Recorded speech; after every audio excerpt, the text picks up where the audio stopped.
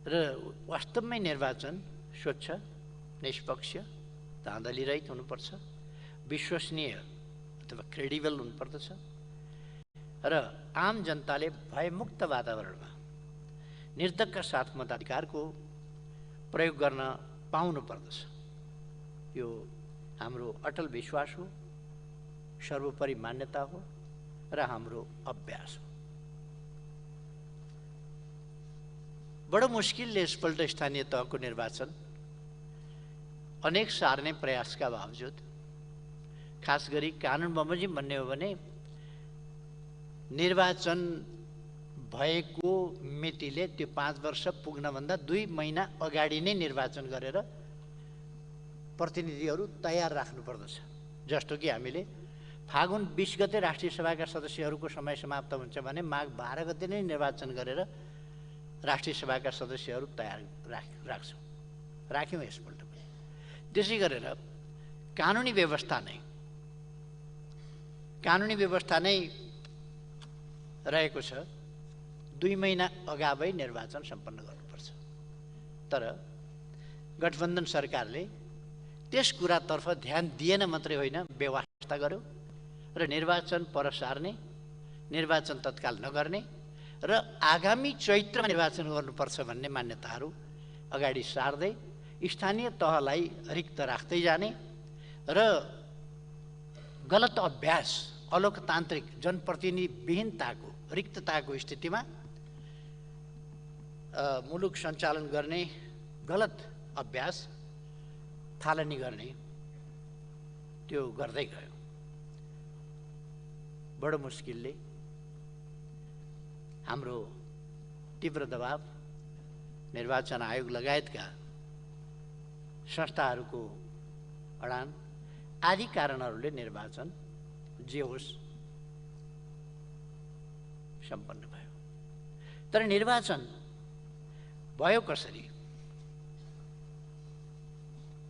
निर्वाचनमा रुकुममा भोट पाउनका लागि मतदाताको हत्या गरियो। मतदाता अपहरण गर्ने, हत्या गर्ने, लगेर वनमा फाल्ने खालका कामहरू भए। हुम्लामा मतदान भइसकेपछि मतगणनाको सन्दर्भमा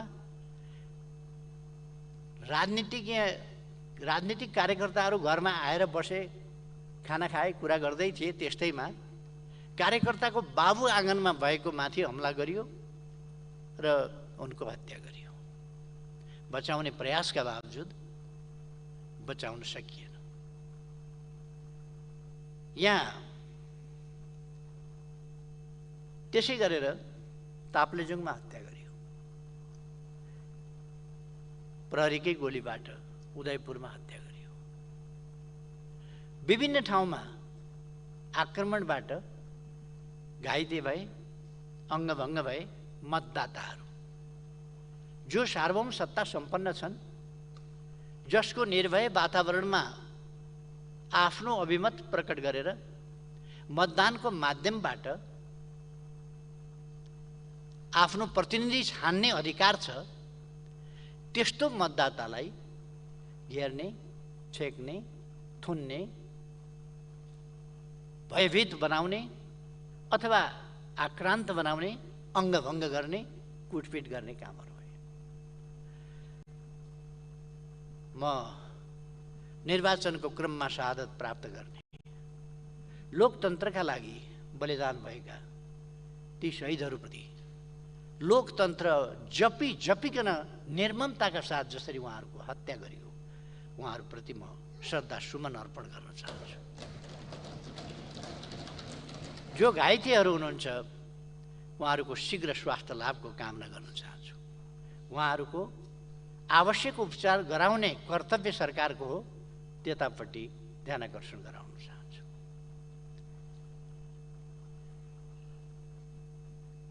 निर्वाचन निष्पक्ष, स्वतन्त्र, शान्तिपूर्ण, स्वच्छ र भयरहित वातावरणमा सम्पन्न भयो भनिएको छ। आज 14 दिन भयो, वैशाख 30 गते निर्वाचन भएको थियो। आज 14 दिनपछि परिणाम किन आइरहेको छैन? कतिपय ठाउँको परिणाम त आज 14 दिनपछि पनि आएको छैन। किन परिणाम आएको छैन? निर्वाचन स्वच्छ हुन सकेन, निर्वाचन धाँधली रहित हुन सकेन, उम्मेदवारलाई थुनेर बुथ कब्जा गरेर सत्ता पक्षले बुथ कब्जा गरेका ठाउँमा प्रहरी निरीह भएर हेरेर बसेको छ र बुथ कब्जा नगर भन्यो भने प्रतिपक्षका कार्यकर्ताहरू गिरफ्तार गरिएका छन्, यातना दिएको छ, उम्मेदवारका घरमा बम पड्काइएको छ, उम्मेदवारका परिवारका सदस्यहरू घाइते भएका छन्, घर भत्किएको छ। शान्तिपूर्णै भयो सबैतिर। त्यो घर आफै के पुरानो भएर मक्किएर भत्किएको हो कि बम पड्किनु, भित्ताका फेदा बम पड्किनु, त्यसले घरमा लाग्नु अनि त्यो बमलाई अब्जस लाएर भत्किएको हो त्यो घर? सत्ता पक्षले अब्जस लाउन भत्किया हो त्यो कि बम पड्काएर भत्काइयो? कति ठाउँमा बम पड्किए र सबै ठाउँमा प्रतिपक्षका विरुद्ध प्रहार भएको छ।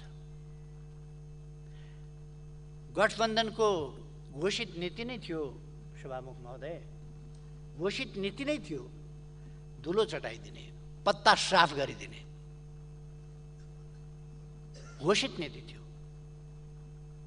र त्यही नीति निर्वाचनका क्रममा प्रकट भएको छ। मैले सुरुमा निर्वाचनको दिन पर्याप्त सूचनाहरू आएका थिएनन्, केही ठाउँमा छिटफुट हिंसाका घटनाहरू भएका होलान्, आम रूपमा शान्तिपूर्ण भएको होला भन्ने ठानेको थिएँ। दुर्गम दूरदराजका ठाउँहरूको रिपोर्ट आएको थिएन। सबैतिरको रिपोर्ट बुझ्दा कति बुथमा, कति मतदान केन्द्रमा स्थगित भएको थियो निर्वाचन के शौखले स्थगित भएको थियो र म दावासाथ भन्छु एउटा ठाउँमा पनि प्रतिपक्षको कारणले स्थगित भएको होइन। एउटा ठाउँमा पनि। सत्तामा बसेर सरकारको त कर्तव्य हुन्छ शान्तिपूर्ण ढङ्गले सम्पन्न गर्ने, तर सत्तापक्ष आफैले निर्वाचनलाई शान्तिपूर्ण हुन नदिने, जसरी भए पनि परिणाम आफ्नो पक्षमा पार्नुपर्ने गीतै बनाएर गाउनुभयो उहाँहरूले। जसरी नै जित्नै पर्छ, छोड अरू कुरा, गीतै बनाएर गाउनु। जसरी नै जित्नै पर्छ, छोड अरू कुरा, जसरी पनि जित्नुपर्छ, यो त गीतै बनाएर गाउनु। अथवा लोकतन्त्रको अर्थ छैन। हामीले पनि बोलेका थियौँ, हामीले बोल्दाखेरि भन्यौँ निर्वाचन हुनुपर्छ, निर्वाचनमा लोकतन्त्रले जित्नुपर्छ, स्वस्थ अभ्यासले जित्नुपर्छ। मेरो पार्टी जित्छ कि जित्दैन, अर्को पार्टी जित्छ कि जित्दैन भन्ने कुरा होइन। लोकतन्त्रले जित्नुपर्छ, लोकतान्त्रिक मूल्य मान्यताले जित्नुपर्छ, लोकतान्त्रिक अभ्यासले जित्नुपर्छ। तर अलोकतान्त्रिक प्रवृत्तिहरू प्रकट हुनु हुँदैन, हामीले बोलेका थियौँ। तर जसरी नै जित्नुपर्छ। एकजना नेताजीको भाषणै आयो,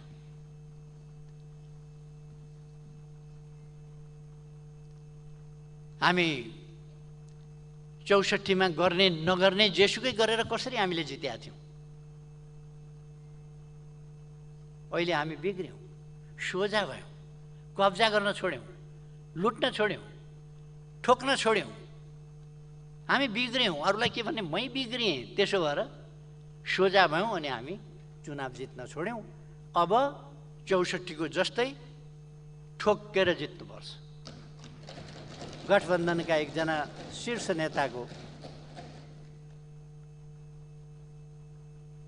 एकजना मान्यज्यूले भन्नुहुन्छ, मैले नाम बिर्सिएँ भनेर। म पनि अलिक अब उमेरले पनि होला अलिकति नाम बिर्सिएँ जस्तो पनि हुन थाल्यो। तर भाषण त गर्नै भएको हो, नीति नै त्यो थियो। त्यसकारण निर्वाचन पहिलो कुरा त स्वतन्त्र, निष्पक्ष, धाँधली रहित र शान्तिपूर्ण वातावरण एवं भयरहित वातावरणमा सम्पन्न हुन पर्दथ्यो। यसभन्दा अगाडि 74को निर्वाचन गराउँदा पनि मूलतः यही गठबन्धन थियो, मुख्य रूपमा यही गठबन्धन थियो। नेपाली कांग्रेस र माओवादी केन्द्र नै सरकारमा थिए, तर यति साह्रो यस्तो गद्दा, यस्तो हिंसात्मक, यस्तो आक्रामक र लोकतन्त्रलाई एउटा मजाकको विषय बनाएर जितलाई, स्वार्थलाई केन्द्रभागमा राखेर लोकतान्त्रिक अभ्यासको धज्जी उडाउने काम यति साह्रो भएको थिएन 74 मा। यसपल्ट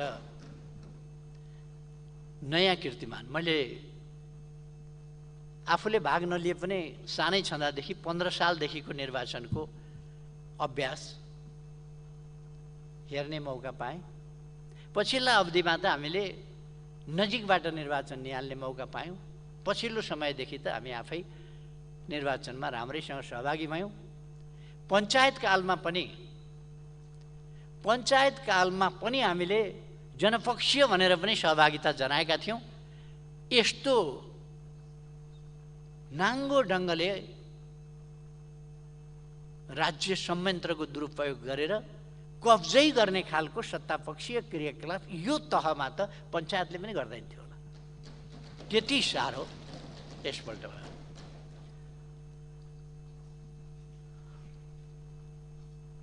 अनि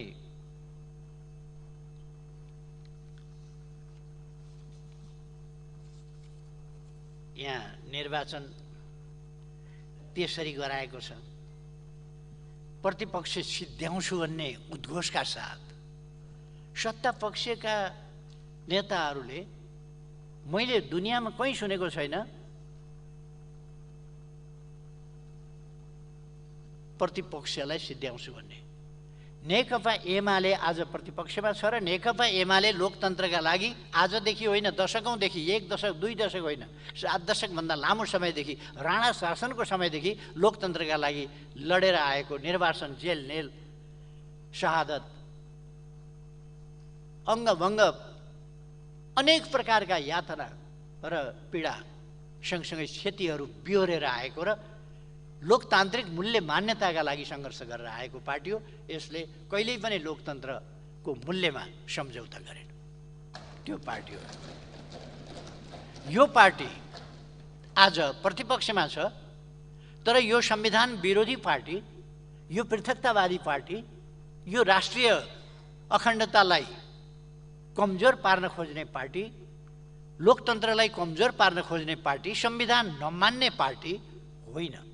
यो पार्टी सङ्घर्ष गरेर आजको संविधान लेख्ने पार्टी हो, लेख्न अगुवाई गर्ने मध्येको पार्टी हो, आजको प्रणाली ल्याउने पार्टी हो, ल्याउन सङ्घर्ष गर्ने पार्टी हो, बलिदान गर्ने पार्टी हो। यो पार्टी वैधानिक पार्टी हो र यो पार्टी बहुदल आएपछि फुत्त निस्किएर सहभागिता जनाऊ भनेर सहभागिता जनाएको होइन। अब अप्ठ्यारो परिस्थितिमा परियो, यही परिस्थितिलाई उपयोग गर्नुपर्छ भनेर पनि होइन।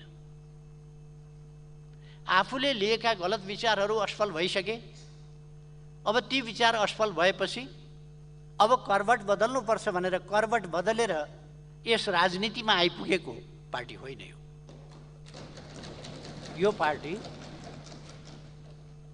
आफ्ना मूल्य मान्यता सहित लोकतन्त्रको बाटोमा दृढतापूर्वक सङ्घर्ष गरेर आएको पार्टी हो। यो कुनै राष्ट्रघाती देशद्रोही पार्टी होइन।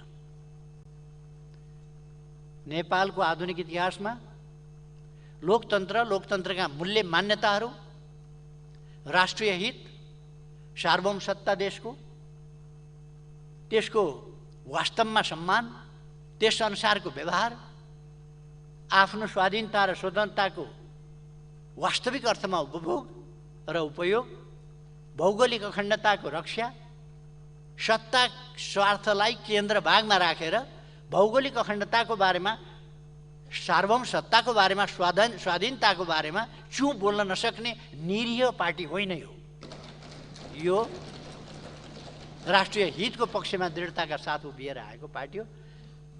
र यो अपोजिसनलाई जहिले पनि गभर्नमेन्ट इन वेटिङ भनिन्छ। र नेकपा एमाले सैद्धान्तिक तवरमा मात्रै गभर्मेन्ट इन वेटिङ होइन, Nekapa Emale in the real sense government in waiting हो। यसलाई एकछिनलाई षड्यन्त्र स्वरूप अनेक हिसाबले बाहिर राखिएको होला, तर लोकतान्त्रिक आन्दोलनको इतिहास अभ्यास यसमा लोकतन्त्रको समुद्रमा पौडी खेल्न जान्ने पार्टी हो यो, र पौडी खेलेर आएको छ, दाउपेचबाट होइन, पौडी खेलेर यहाँसम्म आएको छ, र बैशाखी टेकेर होइन। यस म्याराथन दौडमा बैशाखी टेकेर होइन, आफ्ना खुट्टाले दौडिएर आएको पार्टी छ अहिलेसम्म। अनि यस पार्टीलाई सत्ता पक्षले सिध्याउँछु भन्छ। सिध्याउँछु भन्ने हक कहाँबाट आयो? चुनावमा जित पराजित एउटा कुरा हो, पराजय भोगाउँछु भन्न सकिन्छ, हामी जित्छौँ भन्न सकिन्छ, तर समाप्त पारिदिन्छौँ, पत्ता साफ गरिदिन्छौँ, धुलो चढाइदिन्छौँ, गायब गराइदिन्छौँ, टर्च बालेर खोज्नुपर्छ।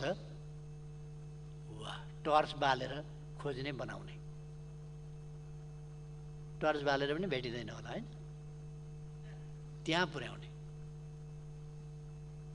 अनि अन्तिम पेजमा 144औं बुँदामा पुग्दा के लेख्नुहुन्छ फेरि भने,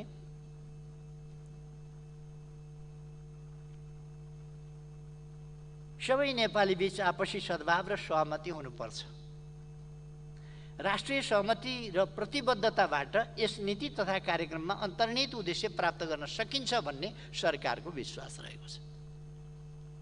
सिध्याउने, समाप्त पार्ने, पत्ता साफ गर्ने, अनि के खोज्ने अरे भने सद्भाव र सहमति खोज्ने।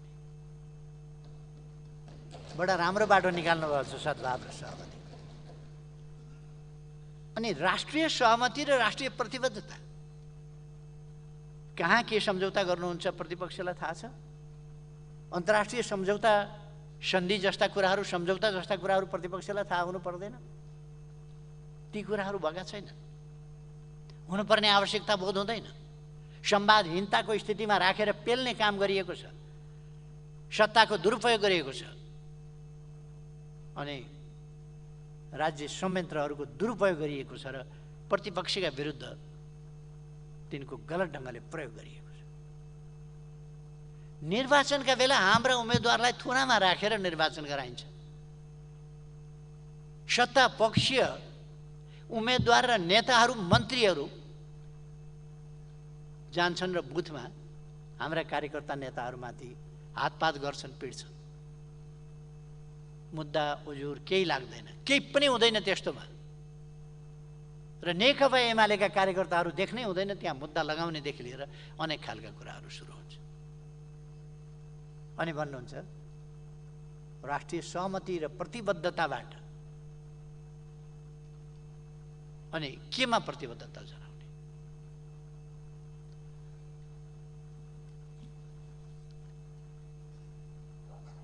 यो शब्दको एउटा खेल।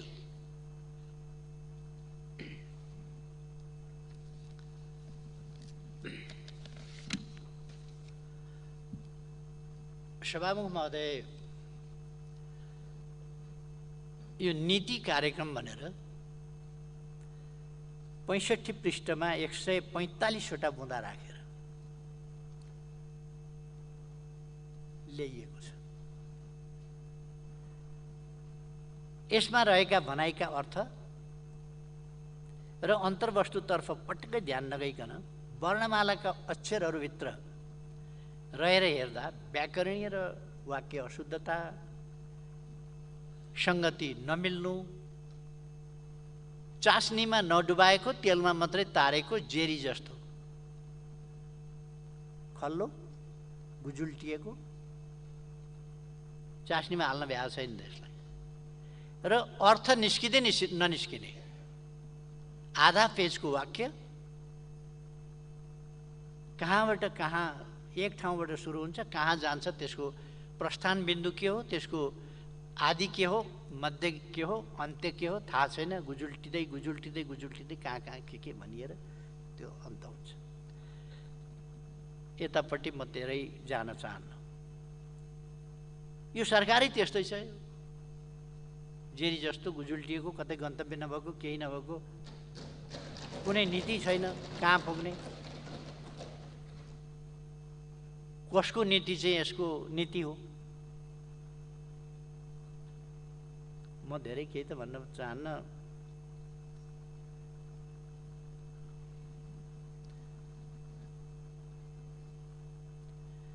बुँदा नम्बर 110, 131, 132, 161 यसका नमुनाहरू नि हो। अर्थहीन, निरर्थक अभिव्यक्ति, यस्ता कुराहरूका एउटै बुँदामा पनि भनाइहरू बाजिया छन्। बुँदा बुँदा बीचमा अन्तर्विरोधहरू छ। यस्तो हुनु त यसको विशेषतै छ। यो गठबन्धनका सबै पार्टीले अलग अलग ठाउँमा ल्याएर जोडेर लेखेर अनि ल्याएर जोडेको हो कि जस्तो पनि लाग्छ।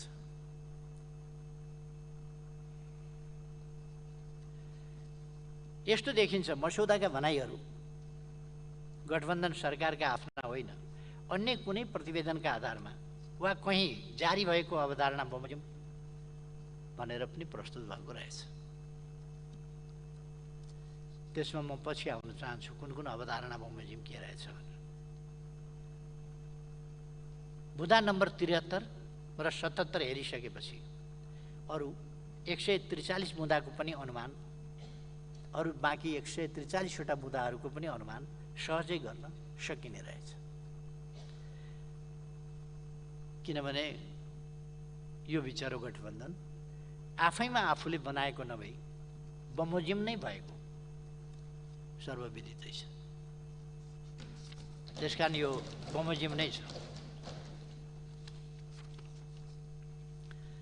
मस्यौदा हेर्दा नीति तथा कार्यक्रममा भनिएका अधिकांश विषयहरू कस्ता छन् भने थप प्रभावकारी बनाउने, ठोस कार्ययोजना ल्याउने, सबल बनाउँदै लैजाने, आवश्यक कानुनी, नीतिगत र संस्थागत व्यवस्था गर्ने, पुनरावलोकन गर्ने, थप प्रोत्साहन गर्ने, सहज बनाइने, सामञ्जस्य कायम गर्ने, विशेष योजना ल्याइने, थप विश्वसनीय र भरपर्दो बनाइने, प्रयोग बढाइने भन्ने जस्ता शब्द जालको पुलिन्दाको रूपमा यो आएको छ।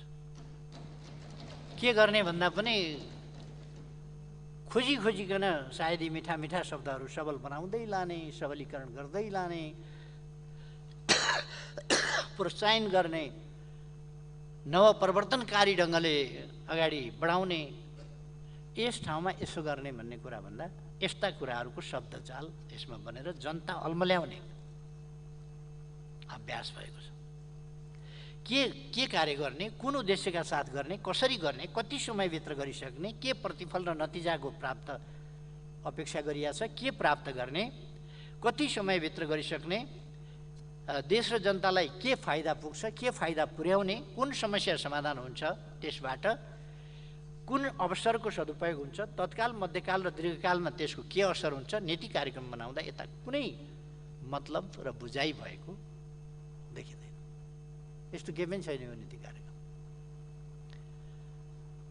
विज्ञहरूको संयन्त्र निर्माण गर्ने, मन्त्रालय, निकाय, संस्था र जिल्लाहरू पुनरावलोकन गर्ने, पुनर्संरचना गर्ने, खारेज गर्ने भनेर राज्यको कोर सिस्टमप्रतिको अविश्वास र राज्य संयन्त्रलाई अनिश्चयको सङ्केत दिने स्पष्ट भनाइहरू यसमा जताततै देखिन्छ। यसको अलिकति सविस्तार यो मैले के तर्फ सङ्केत गरेको भन्ने पछि म व्याख्या गर्नेछु थोरै। बुँदा नम्बर 136ले त ढुक्कसँग भ्रष्टाचारलाई प्रवर्धन गर्ने घोषणा नै गरेको छ। भ्रष्टाचारलाई प्रवर्धन गर्ने बुँदा नम्बर 136ले प्रवर्धनात्मक उपाय अवलम्बन गरेर भ्रष्टाचार अगाडि बढाइने होला।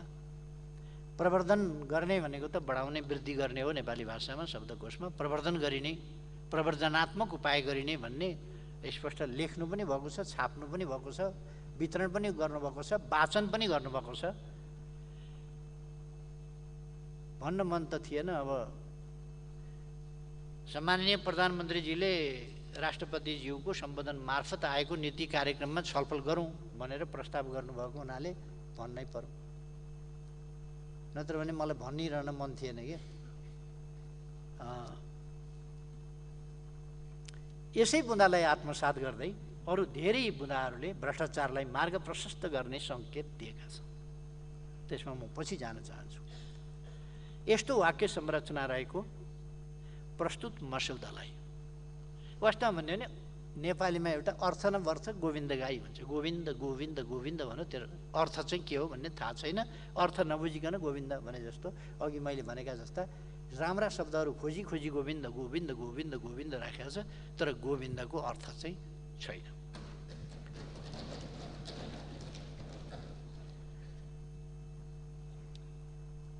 यो दस्तावेज अहिले त यो दस्तावेज चाहिँ यो बजेटको पूर्व सङ्केतको रूपमा आएको छ। यसले बजेटमा हुने थुप्रै कुराहरू पनि बोलेको छ र यसको बजेटी कार्यान्वयन र यसभित्र अन्तर्निहित मनसायहरू, भ्रष्ट मनसायहरू आगामी बजेट मार्फत यसको पपुलिस्ट प्रवृत्ति, गैर जिम्मेवार प्रवृत्ति, अनुत्तरदायी प्रवृत्ति र अर्थतन्त्रप्रति खेलबाड गर्ने प्रवृत्ति, यी कुराहरू बजेट मार्फत प्रष्ट हुनेछन् भन्ने कुरा यसमा देखिन्छ। मैले यो आजै भनेको छु, यसलाई सत्ता पक्षले असत्य साबित गर्न सक्छ भने गरोस्, समय छ।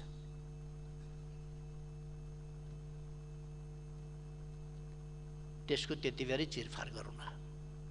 अहिले म डिटेलमा जान चाहन्न। मैले त्यति भने कि यो पपुलिस्ट, गैर जिम्मेवार, अर्थतन्त्रप्रति अत्यन्त गैर जिम्मेवार, अनुत्तरदायी पन चाहिँ नि यसमा देखिन्छ। यो दस्तावेज नीति कार्यक्रमका नाममा आएको दस्तावेज देशमा स्थिरता र स्थायित्व हुन नदिने अस्थिरताका सम्भाग शक्तिबाट अस्थिरताको चाहनाका साथ बनाइएको गठबन्धन सरकारको अस्थिरताकै घोषणापत्र हो। यसले अरू कुरा होइन, अस्थिरताकै घोषणापत्रको रूपमा यो प्रस्तुत भएको छ।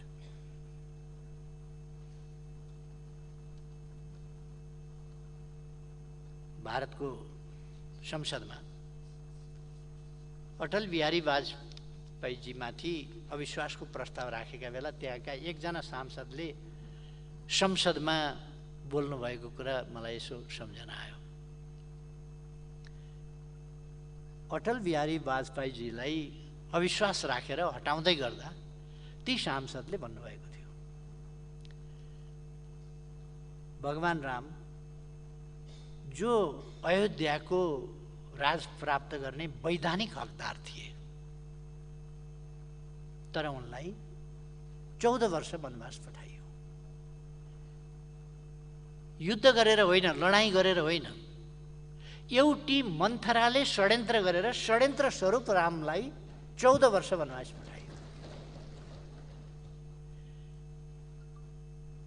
युधिष्ठिर, यो त्रेतायुगको कुरा भयो। युधिष्ठिर द्वापर युगमा हस्तिनापुरको राजको उत्तराधिकारी थिए, वैधानिक उत्तराधिकारी थिए। उनले पाउनु पर्दथ्यो तत्कालीन न्यायको हिसाबले। तर त्यहाँ शकुनी नामको एउटा पात्र थियो जसले षड्यन्त्र स्वरूप 12 वर्ष वनवास र 1 वर्ष गुप्तवासको सजाय पाण्डवहरूलाई दिलाए। हकदार उनीहरू थिए, तागत उनीहरूसँग, बल उनीहरूसँग, भीम उनीहरूसँग, अर्जुन उनीहरूसँग, गाण्डीव उनीहरूसँग, कृष्ण उनीहरूसँग, सबै चिज हुँदाहुँदै पनि उनीहरू षड्यन्त्रको कारणले, शकुनीको एउटा षड्यन्त्रले वनवास गए, गुप्तवास गए।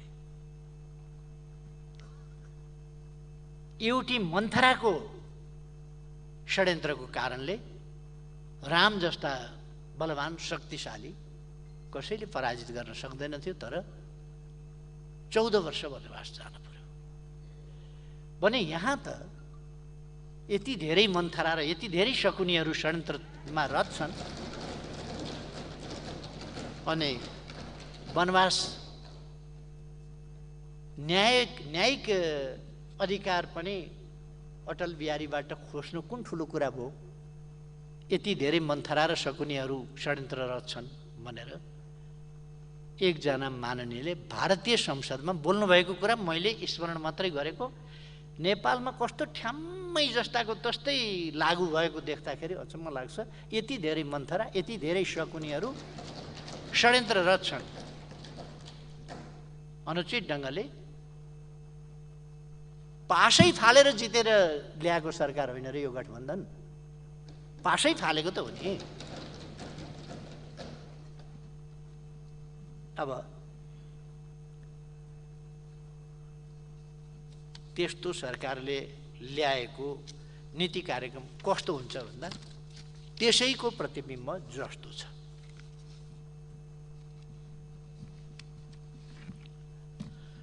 सभामुख महोदय,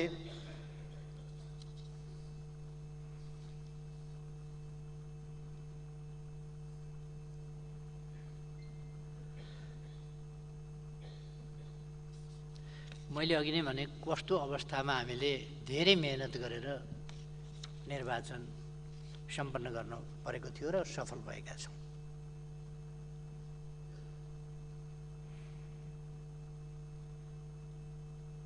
र म खुसी व्यक्त गर्न चाहन्छु निर्वाचन सम्पन्न भएको छ। म सम्पूर्ण आदरणीय मतदाताहरूलाई निर्वाचनमा कतिपयले त बाटो छेकेर जान पाउनु भएन, म दुःख व्यक्त गर्न चाहन्छु। उहाँहरूको बाटो छेकिएन, लोकतन्त्रको बाटो छेकियो, लोकतान्त्रिक मूल्य मान्यताको बाटो छेकियो, मर्यादाको बाटो छेकियो, अभ्यासको बाटो छेकियो। यहाँ गठबन्धनले सोचेको होला केही मतदाताको बाटो छेकियो भनेर। केही मतदाताको बाटो छेकिएको प्रश्न मात्रै होइन यो प्रश्न लोकतान्त्रिक अभ्यासको बाटो, निर्वाचन प्रणालीको बाटो, अभ्यासको प्रक्रियाको बाटो छेकिएको। यो चान्चुने कुरा होइन। केही व्यक्ति, केही 100 व्यक्ति, केही 1000 व्यक्ति वा होला 1-2 लाखको बाटो छेकियो होला। प्रश्न त्यति मात्रै होइन। यसको अर्थ लोकतान्त्रिक मूल्य मान्यता र लोकतान्त्रिक प्रणालीमा हुने अभ्यासको घाँटी निमुट्यो, बाटो छेकियो, अवरोध गरियो। प्रश्न त्यो जसले मतदान गर्न पाउनुभयो उत्साहका साथ, त्यस्तो परिस्थितिमा पनि उत्साहका साथ मतदान गर्नुभयो, उहाँहरूलाई म धन्यवाद भन्न चाहन्छु मतदानमा सहभागी हुनुभएकोमा। सम्पूर्ण विजयी जनप्रतिनिधिहरूलाई यस अवसरमा म बधाई भन्न चाहन्छु र सत्ता गठबन्धनले जे जस्तो सुकै हानिकारक नीति लिए तापनि स्थानीय तह जनताकोमा लोकतन्त्रको अनुभूति दिलाउने, जनतालाई सेवा सुविधा उपलब्ध गराउने, स्थानीय तह मार्फत विकासका कामहरूलाई अगाडि बढाउने, स्थानीय तहमा जनतालाई आइपरेका अप्ठ्यारा सुख दुःखहरूमा सहभागी हुने निकाय भएको हुनाले त्यसै उचाइका साथ फराकिलो मन र जनताका सेवक हौं भन्ने भावनाका साथ काम गर्न म सबै निर्वाचित जनप्रतिनिधिहरूलाई आग्रह पनि गर्न चाहन्छु। उहाँको कार्यकाल त्यसरी सफल रहोस् भन्ने पनि म शुभकामना भन्न चाहन्छु।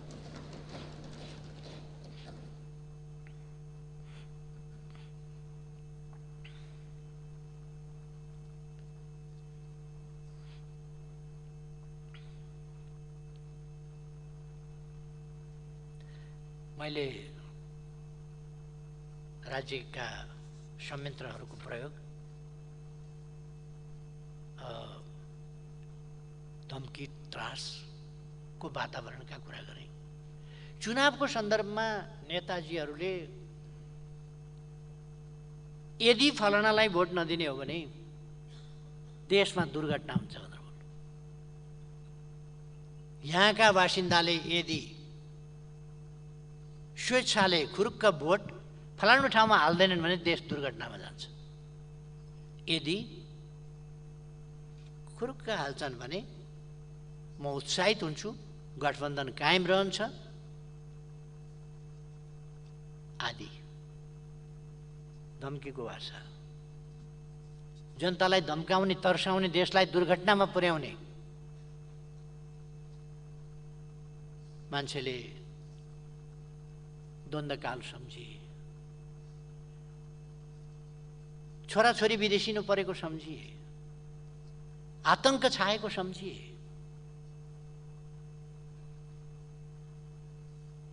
भाषणका शब्द जसरी बाणको रूपमा निस्किँदै जान्छन्, जनता थर थर काम्दै जाने स्थिति बन्यो। मान्छे मारिएका, अङ्गभङ्ग भएका, अपहरण भएका, त्यही चितवनमा बोरामा हालेर घिसारिकन मान्छेको हत्या गरिएका जस्ता कुराहरू मान्छेले झलझली सम्झिए। दुर्घटना भनेपछि मान्छे फेरि एकपल्ट भयातुर भए। प्रलोभन बाँडियो, मैले भन्नु पर्दैन, पैसा बाँडियो, प्रलोभन बाँडियो, त्रास, धम्की। कतिपय ठाउँमा रुखमा भोट नहाल्नेलाई बजेट पठाइँदैन।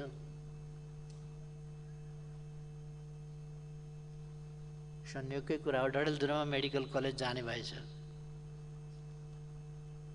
कुन पालिकामा कांग्रेसले जित्या छ त्यसमा जाने होला, कहाँनिर जाने हो धन। अमरगढी जित्या छ कि छैन? अमरगढी कांग्रेसले जित्या भए त ठिकै छ। कुन कुनामा लगेर राख्नु पर्ने हो मेडिकल कलेज? किन कांग्रेसले जित्या छैन भने? सम्माननीय प्रधानमन्त्रीजीको आफ्नै वडामा चाहिँ केही पनि जाने भएन, किनभने त्यहाँ रुखले जितेनै क्या हो। लोकतन्त्रको हरिविजोग योभन्दा के हुन्छ? खैर, यी त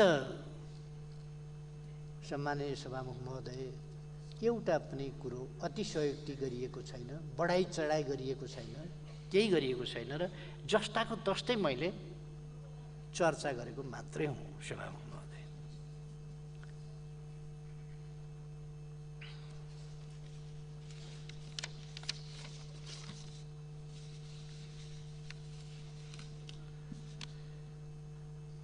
राजनीतिक दलका कार्यकर्ताहरूलाई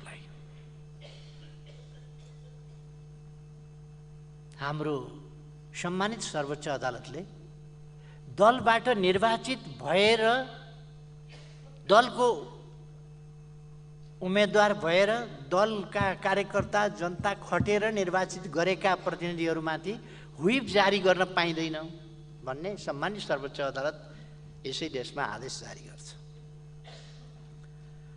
राजनीतिक दलप्रतिको आफ्नो निष्ठा अनुसार भोट हाल्न मत दिन नपाइने भन्ने दलका नेताहरूको आदेश जान्छ अर्कातिर। नेपाली कांग्रेसले रुखमा भोट हाल्न नपाइने, भोट हाल्नेलाई कारबाही गर्ने आदेश फरमान जारी गर्यो। अरू पार्टीहरूले पनि त्यस्तै आदेश फरमान जारी गरे। जनतालाई समेत धम्काइयो भने कार्यकर्ताको त कुरा के भयो?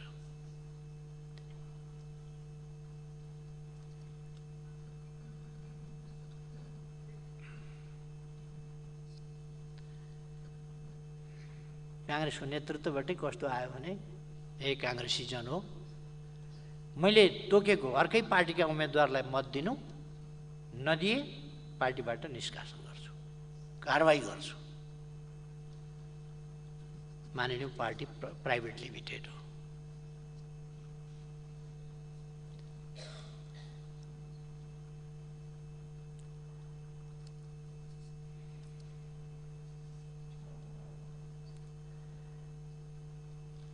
सत्ता पक्षका कार्यकर्ताहरूबाट विपक्षीलाई, आम मतदाताहरूलाई तत्काल दुःख दिने काम मात्रै होइन, भविष्य नै समाप्त पार्ने खालका धम्कीहरू दिए। ठाउँ ठाउँमा आक्रमण, कतिको ज्यान गयो, अङ्गभङ्ग भए, मैले अघि नै भनिसकेँ। प्रशासन माथिको आदेशले निरीह भएर कर्तव्यच्युत भएर बस्न बाध्य भयो, गलत क्रियाकलाप गर्न बाध्य भयो।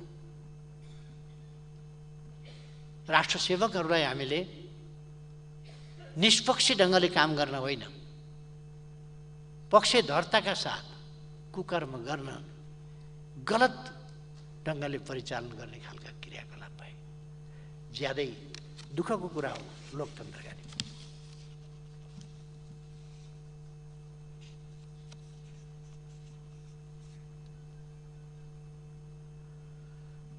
गठबन्धनलाई भोट नदिए, बजेट नदिने, रोजगारी नदिने, राज्यका तर्फबाट उपलब्ध हुने कुनै सेवा सुविधा र अवसर नदिने, सुरक्षा पनि नदिने आदि खालका त्रासहरू व्यक्त गरिएर जनतालाई पीडा र भय निरन्तर दिने काम हो। सबै सम्भव षड्यन्त्र, सबै हस्तक्षेप, राज्य सत्ता र संयन्त्रको चरम दुरुपयोग र भयपूर्ण त्रासदीपूर्ण वातावरणका बीच गठबन्धनले खटाएको उम्मेदवारलाई सरकारी उम्मेदवार जस्तो बनाएर भोट दिन आम जनतालाई बाध्य पार्ने काम हो। यति मात्रै होइन, मतगणना लगायत निर्वाचनका सबै चरणहरूमा समेत हदैसम्मको हस्तक्षेप र धाँधली कहीँ कतै बाँकी रहेन। विलम्ब गरेको छ, मान्छेलाई स्थिर बनाएको छ, तर्साएको छ, अनि राज्य शक्ति केन्द्रित गर्दै लगेको छ, प्रेसर बढाउँदै लगेको छ र अनुकूल, आफ्ना निम्तिको अनुकूल, गठबन्धनका निम्तिको अनुकूल वातावरण बनाउँदै लगेको छ। अनि आफ्नो परिणाम सुरुमा आउँदै गरेका निर्वाचनको सुरुमा अलिकति जहाँ अलिक स्वतन्त्र ढङ्गले भयो, त्यो सुरुमा आउँदै गरेका परिणाम र पछि विलम्बकारी ढङ्गले प्रकट हुँदै गएका परिणामहरू कम्पेयर गर्न हेर्न सकिन्छ। के भएको छ? पछि केन्द्रित गर्दै जाने सबै शक्तिको, सत्ताको सबैको दुरुपयोग हुँदै जाने।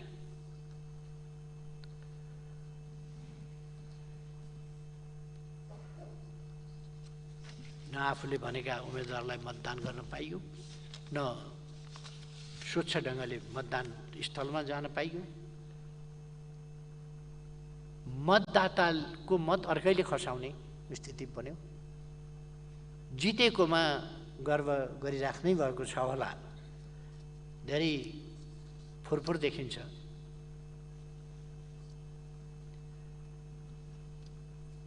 धेरै मतदाताहरूको मत चाहिँ गठबन्धनका प्रतिनिधिहरूले खसाएको, अशक्त बुढाबुढी भनिएकाहरूको निर्वाचन अधिकृतले खसाउनु पर्ने ठाउँमा कार्यकर्ताले खसाउने, यस्ता खालका देखिए। संक्षिप्तमा भन्दा निर्वाचन जस्तो हुनु पर्थ्यो त्यस्तो भएन र निर्वाचन भयो। एउटा खुसीको कुरा हो, लोकतान्त्रिक एउटा अभ्यासले जित्यो, तर जस्तो निर्वाचन हुनु पर्थ्यो त्यस्तो भएन। परिणाम त्यसरी प्रकट हुन पाएन, किनभने जनताले त्यसरी परिणाम प्रकट गर्न पाएन।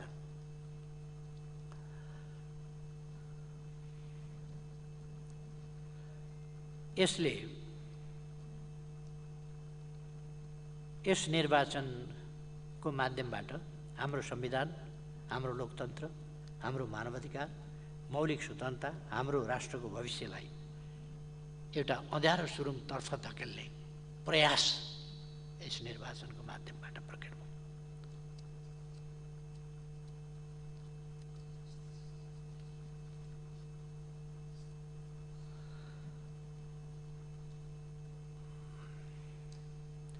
यस सम्बन्धमा म अहिले यति धेरै पनि नभनौँ। अब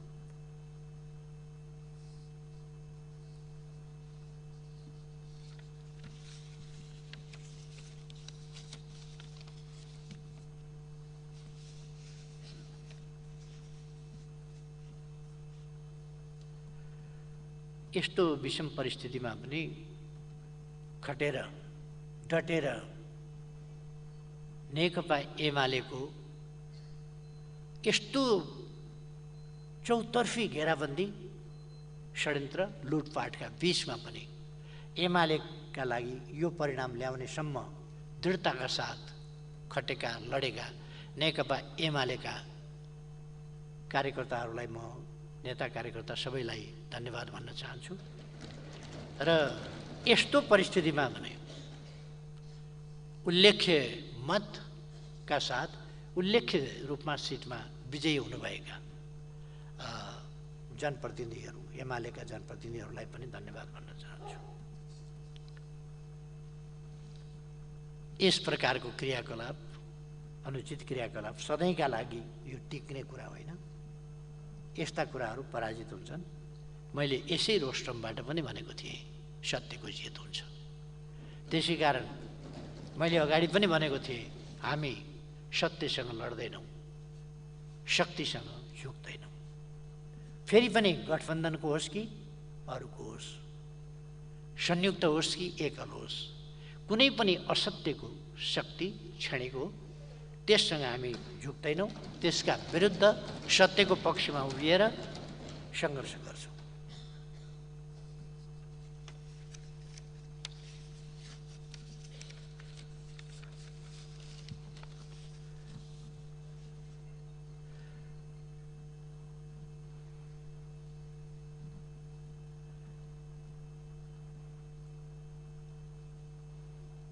निर्वाचनका क्रममा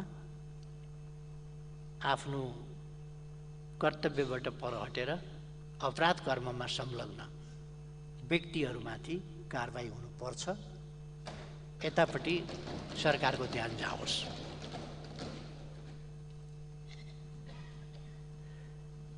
अब अलिकति म यो असन्तुलित र छद्म परराष्ट्र नीतिको सम्बन्धमा जसले राष्ट्रिय हितमा गम्भीर आघात पुर्याएको छ त्यसको सन्दर्भमा सभामुख महोदय यो गठबन्धनले यस नीति कार्यक्रममा ल्याएको र त्यसभन्दा आसपासमा देखा परेका क्रियाकलापको थोरै चर्चा संक्षिप्तमा गर्न चाहन्छु। वैदेशिक मामिला सञ्चालनमा सरकारको नीति र प्रस्तुतिकरणका बारेमा त मैले केही बोल्नु पर्ला जस्तो नै लाग्दैन। सिङ्गो सदन र आम जनसमुदायले देख्नै भएको छ, महसुस गर्नै भएको छ। विदेश नीतिको सवालमा यो गठबन्धन क्रसरोडमा छ। जे सुविधा हुन्छ त्यही गर्ने यसको नीति हो। नेपालको अखण्डता र नेपालीको स्वाभिमानका लागि यो दुर्भाग्यपूर्ण छ। छिमेकी मित्र राष्ट्रहरू, अन्य मित्र राष्ट्रहरू र अन्तर्राष्ट्रिय समुदायसँगका हाम्रा सम्बन्धहरू सञ्चालन गर्ने वैदेशिक मामला सम्बन्धी नीति सुविचारित, स्पष्ट र परिपक्व हुनुपर्दछ। नेपाल र नेपालीको हितको संरक्षण र प्रवर्धन गर्न, अन्तर्राष्ट्रिय जगतमा प्रतिष्ठा अभिवृद्धि गर्न र नेपाललाई सफल राष्ट्र बनाउन केन्द्रित हुनुपर्दछ। हाम्रो परराष्ट्र नीति र व्यवहार हाम्रा छिमेकी मित्र राष्ट्रहरूप्रति पूर्ण इमान्दार हुनुपर्दछ। विश्वास र भरोसाको सम्बन्ध अझ बलियो बनाउनु पर्दछ। नेपाली भूमि कसैका विरुद्ध प्रयोग हुन नदिने हाम्रो सदाको दृढ अडान हो। यसमा सरकार अड्नुपर्दछ।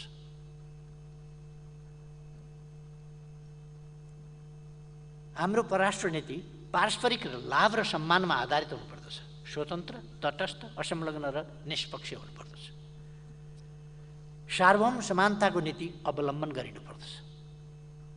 वास्तविक अर्थ र मर्मका साथ आफ्नो देशको स्वाधीनता र स्वतन्त्रताको प्रयोग हुनुपर्दछ। न्याय र अन्तर्राष्ट्रिय उत्तरदायित्वलाई बिर्सनु हुँदैन। कसैको आन्तरिक मामलामा कुनै प्रकारको हस्तक्षेप हामी गर्दैनौँ र आफू पनि स्वीकार्दैनौँ। कसैको पक्ष वा विरोधमा न्यायपूर्ण तटस्थतालाई हामीले छोड्न हुँदैन। यस गठबन्धनले वैदेशिक मामिला सञ्चालन गर्दा सिङ्गो राष्ट्रको प्रतिनिधित्व गर्न सकेको छैन। राष्ट्रको अखण्डता र स्वाधीनताको संरक्षण गर्ने आँट अहिलेको गठबन्धन सरकारसँग छैन। यसको अलिकति तपसिलमा म पछि व्याख्यामा जान्छु। राष्ट्रको अखण्डता र स्वाधीनताको संरक्षण गर्ने आँट यसमा छैन। यसले त केवल गठबन्धनको प्रतिनिधित्व गरेको छ र गठबन्धनको सत्ता स्वार्थ र गठबन्धनको संरक्षणको मात्रै यसलाई ध्यान छ। राष्ट्र, राष्ट्रियता, भौगोलिक अखण्डता कुनै कुरामा यसको ध्यान छैन। नेपाली जनता, नेपालको संविधान, संसद, प्रतिपक्ष र नेपालको परराष्ट्र नीतिका आधारभूत मूल्य, मान्यता र मर्मलाई गठबन्धनले प्रतिनिधित्व गर्न सकेको छैन। केवल गठबन्धनको निहित सत्ता स्वार्थलाई मात्र प्रतिनिधित्व गरेको छ। चरम अपरिपक्वता र उत्ताउलोपनाबाट ग्रसित यस गठबन्धनले राष्ट्रिय स्वार्थमाथि खेलवाड गर्दै हाम्रो परराष्ट्र नीतिलाई कमजोर र सङ्कटापन्न बनाउँदै गएको स्पष्ट देखिसकेको छ। छिमेकी मित्र राष्ट्रहरूको संवेदनशीलता र मर्ममाथि गैर जिम्मेवार र पक्षधरताको नीति यस गठबन्धनले लिएको छ। छिमेकी मित्र राष्ट्रहरू र अन्तर्राष्ट्रिय समुदायसँग सम्बन्ध सञ्चालन गर्दा हाम्रो देशका तर्फबाट पुरा गर्नुपर्ने संवैधानिक कानुनी प्रक्रियाहरू निर्माण गर्नुपर्ने राष्ट्रिय सहमति र समझदारीप्रति यो गठबन्धन सरकारले पूर्ण व्यवस्था गरेको छ। गम्भीर राष्ट्रिय महत्त्वका विषयहरू, परराष्ट्र मामिला जस्ता कुरा, सन्धि सम्झौता गर्दा जस्ता कुरा, राष्ट्रिय साधन स्रोतको प्रयोग जस्ता विषयहरूमा राष्ट्रिय सहमति बनाउनु पर्ने, त्यसका निम्ति संवाद गर्नुपर्ने, परराष्ट्रविदहरूसँग र प्रतिपक्षसँग पनि संवाद गर्नुपर्ने र सिङ्गै राष्ट्रको एउटा आवाज गर्नुपर्नेमा यो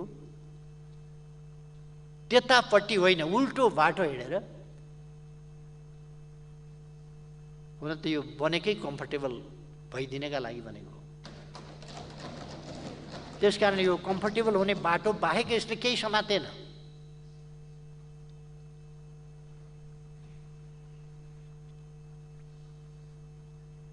छिमेकी मित्र राष्ट्रहरूको संवेदनशीलता र मर्ममाथि गैर जिम्मेवार र पक्षधरताको नीति यस गठबन्धनले लिएको छ।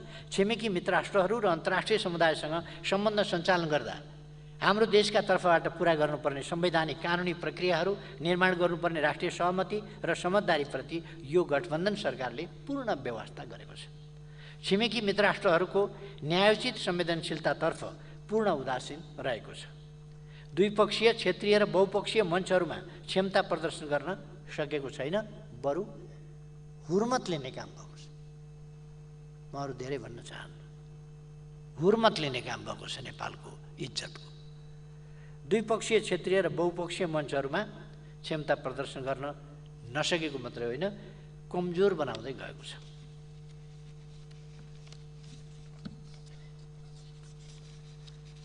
हाम्रो परराष्ट्र नीतिलाई असन्तुलित, आवेगपूर्ण र गठबन्धनको सत्ता स्वार्थमा सङ्कुचित बनाएको छ। मैले बोलेका कुराहरूमा यदि सत्तापक्षीय नेताजीहरूलाई कुनै आपत्ति छ भने तथ्य प्रमाण सहित यहाँहरूसँग बहस गर्न सदैव तत्पर रहेको कुरा म यहाँहरूलाई निवेदन गर्छु। कुनै पनि मिथ्या आरोप होइन, सत्य तथ्यमा आधारित कुरा म भनिरहेको छु। राष्ट्रिय स्वार्थतर्फ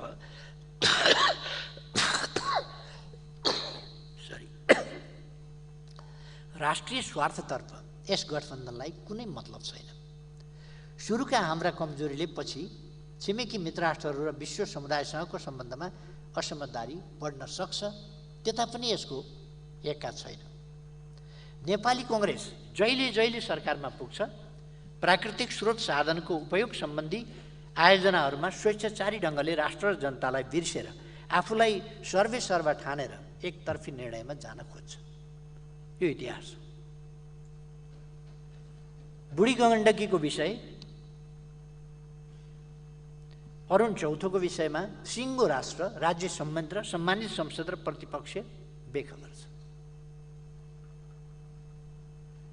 यदि मात्र होइन, विदेशी कूटनीतिज्ञहरू, मन्त्रीहरू, प्रतिनिधिहरूको भ्रमणलाई न्यूनतम कूटनीतिक मर्यादा र अन्तर्राष्ट्रिय मान्यता अनुकूल बनाउन यो सरकार सक्दैन, चाहँदैन, लाचार छ।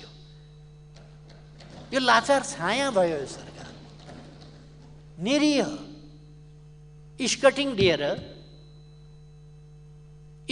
दिएर एउटा सहायक मन्त्री आउँदा गुम्बामा कहाँ अनि कस्तो कस्तो छिमेक सम्बन्धप्रतिको हाम्रो इमान्दारिता हुन्छ कि हुँदैन? अनि हाम्रो संविधानले भनेको तटस्थ, हाम्रो संविधानले भनेको आफ्नो राष्ट्रिय स्वतन्त्रता र स्वतन्त्र परराष्ट्र नीति, आन्तरिक नीति तय गर्ने हाम्रो क्षमता, कुनै पनि राष्ट्रका कहाँ जाने, कहाँ जान नदिने, कहाँ घुम्ने, कहाँ घुम्न नजाने। अस्ति लिमी भ्याली जाँदाखेरि मैले सरकारको इजाजत लिएर गएँ। म देशको पूर्व प्रधानमन्त्री, बहालवाला सांसद, प्रमुख प्रतिपक्षी दलको नेता, मैले आफ्नै देशभित्र पनि इजाजत लिएर, प्रशासनसँग इजाजत लिएर म लिमा जस्तो हुम्लाको दुर्गम ठाउँमा जाँदा, आफ्नै नेपालको बस्तीभित्र जाँदा मैले इजाजत लिएर जानु पर्यो। अनि विदेशी मन्त्री आएर इजाजत लिनुपर्छ कि पर्दैन? इजाजत लिनुपर्छ भने किन इजाजत दिनुभयो? कसरी इजाजत दिनुभयो? कसको पक्षमा इजाजत दिनुभयो? कसको विपक्षमा इजाजत दिनुभयो? छिमेक सम्बन्धका संवेदनशीलताहरूलाई बुझ्नु भएको छ कि छैन? अहिलेको सरकारले बुझ्छ कि बुझ्दैन? गठबन्धनले बुझ्छ कि बुझ्दैन? अनि कति लाचारी, सत्ता कति प्यारो, बातै पछि सत्ता फुत्किहाल्छ, उम्किहाल्छ। कस्तो अचम्मको, कति नाजुक तपाईँहरूको यो गठबन्धन बलियो छ भन्नुहुन्छ। तर एउटा विदेश मन्त्री कतैको, विदेश मन्त्री पनि होइन, सहायक मन्त्री कोही आयो भने थुर थुर थुर थुर थुर थुर, तपाईँहरूको 3 दिन काम ज्वरो हट्दैन। अनि कसरी आफ्नो स्वाधीनताको तपाईँहरू रक्षा गर्नुहुन्छ?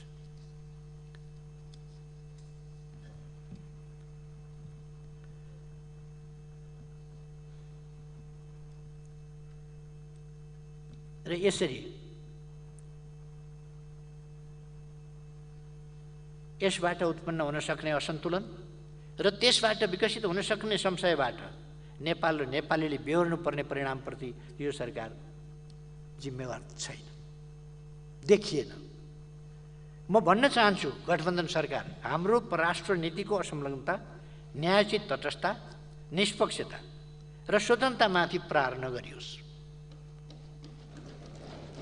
नेपालको परराष्ट्र नीति अहिलेको यो गठबन्धन नामको कृत्रिम आर्टिफिसियल पासा फ्याँकेर ल्याएको सरकार, यो अस्थायी सरकार, म्यादी सरकार हो। यस म्यादी सरकारको निजी विषय होइन नेपालको परराष्ट्र नीति, नेपालको परराष्ट्र सम्बन्ध। त्यसकारण तपाईहरुलाई जे पनि गर्न छुट छैन, त्यतापट्टि म ध्यान आकर्षण गर्न चाहन्छु।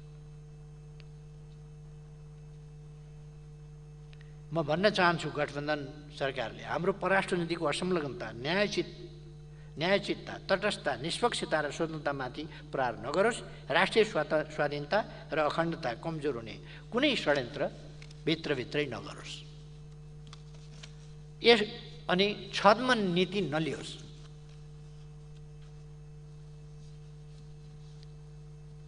एकातिर हामी एक चीन नीतिमा नेपाल छ भन्छौँ। सम्माननीय प्रधानमन्त्रीज्यू, मैले उठाएका प्रश्नहरूको यहाँको जवाफ आउनुपर्छ। नेपाल एक चीन नीतिमा छ कि छैन? नेपाल हाम्रा छिमेकीहरूसँग छद्म मुखले एउटा कुरो, व्यवहारमा अर्को कुरो होइन, वास्तविक अर्थमा ट्रान्सपरेन्ट ढङ्गले सन्तुलित, एकअर्कामा नखेल्ने, एउटा कार्ड अर्काको विरुद्ध प्रयोग नगर्ने र आफ्नो भूमि प्रयोग गर्न नदिने यस नीतिमा अडिग छ कि छैन? र वास्तवमा हामी हाम्रो परराष्ट्र नीतिको सम्बन्धमा म जवाफको क्रममा यो नीति कार्यक्रममा त लुते, कस्तो कहाँसम्म सीमा छ भन्ने पनि थाहा छैन, के हो विषय, के हो कुरो, के हो समस्या, के हो पनि थाहा छैन, बोल्न सकेका छैन। यस्तो छ। कमसेकम सम्माननीय प्रधानमन्त्रीज्यूबाट जवाबमा यो स्पष्टता साथ आओस् र यस गरिमामय सदनलाई स्पष्ट शब्दमा जवाफ चाहियो। सभामुख महोदय,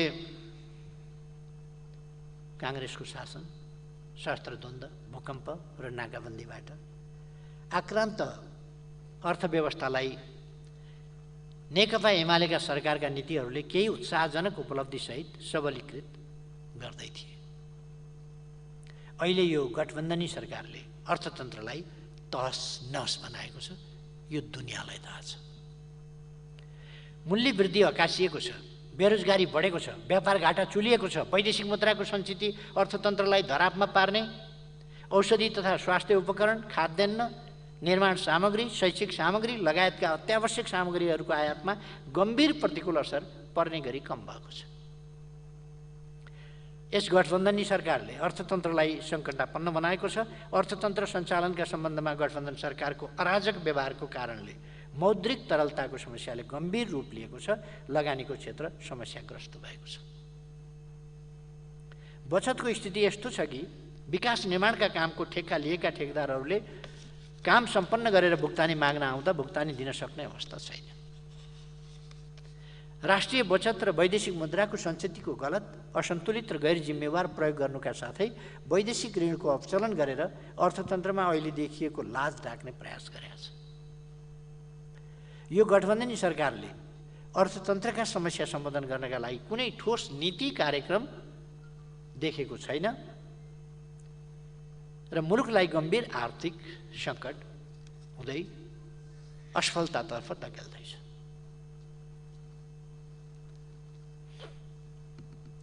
जनतालाई चर्को मूल्य वृद्धिको मारमा पारेको छ।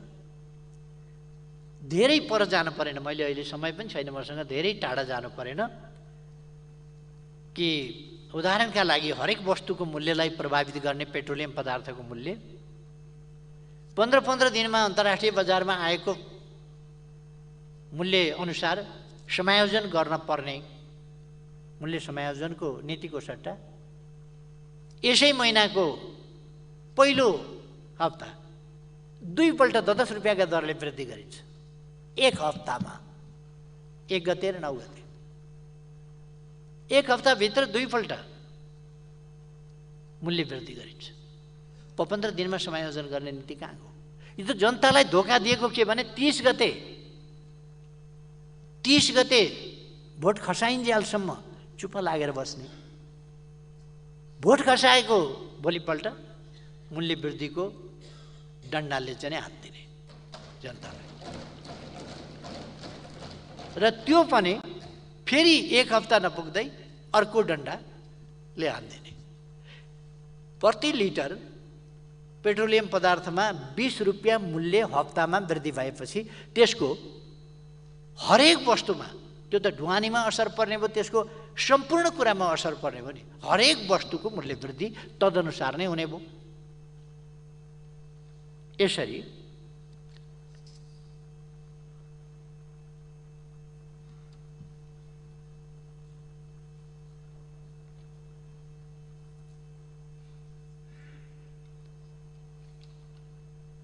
यो मूल्य वृद्धिको प्रवृत्ति चाहिँ अभूतपूर्व रहेको छ।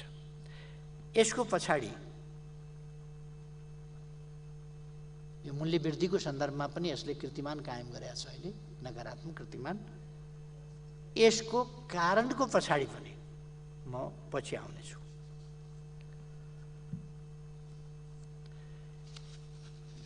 अर्को सभामुख महोदय,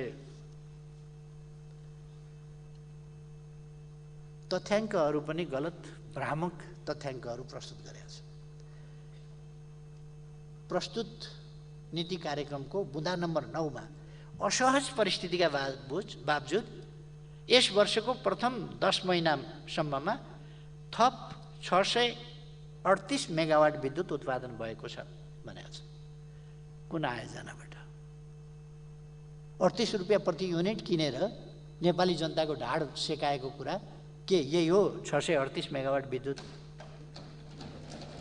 फेरि मैले यो वर्षको पहिलो 10 महिना भनेको त कहिल्यै पनि यस्तो टर्मिनोलोजी मैले सुनेको पनि थिइनँ। वर्षको पहिलो 10 महिना, वर्षको पहिलो 1 महिना भन्ला, वर्षको पहिलो 2 महिना भन्ला, पहिला त्रैमासिक, प्रथम त्रैमासिक भन्ला, प्रथम चौमासिक भन्ला, द्वितीय त्रैमासिक भन्ला, द्वितीय चौमासिक भन्ला, अर्धवार्षिक भन्ला। तर वर्षको पहिलो 10 महिना, वर्षको पहिलो 11 महिना, वर्षको पहिलो 12 महिना यस्तो पनि भनेको चाहिँ मैले सुनेको थिएँ। वर्षको पहिलो 10 महिनामा पहिलो 10 महिना, बाँकी कति रह्यो वर्षमा? दोस्रो 10 महिना हुन्छ वर्षमा कि हुँदैन? दोस्रो 10 महिना हुँदैन भने पहिलो 10 महिना कहाँबाट आयो हजुर? यो कस्तो भाषा हो?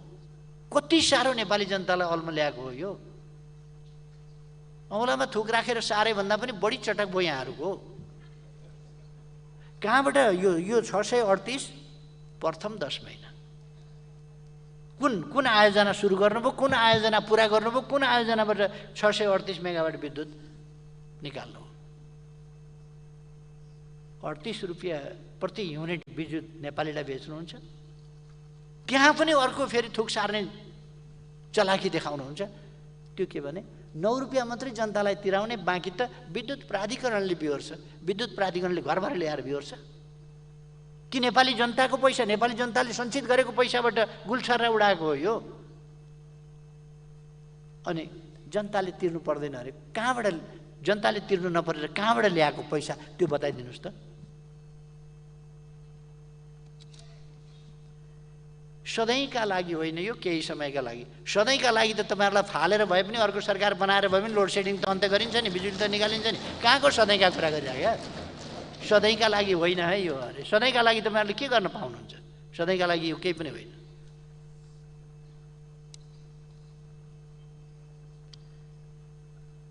अब पुनः आयोजना यस वर्ष सुरु भएर 10 महिनामा सम्पन्न भयो। यस्तै छन् तथ्याङ्कहरू। मैले खालि एउटा नमुना मात्रै। एक सितो भात छामेपछि भात पाको कि पाकेन भन्ने बुझिन्छ। यही तथ्याङ्कले प्रथम 10 मासिक बढी बुझियो नि, दोस्रो 10 मासिक। सभामुख महोदय, यी तथ्याङ्क नभएर मिथ्याङ्क हुने।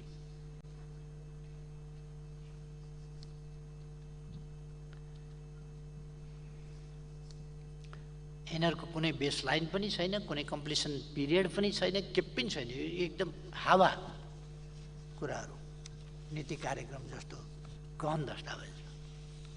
सरकारको नीति कार्यक्रम, सम्मानित राष्ट्रपतिज्यूबाट प्रस्तुत गर्ने नीति कार्यक्रम यस्ता दस्तावेज ल्याइएको छ।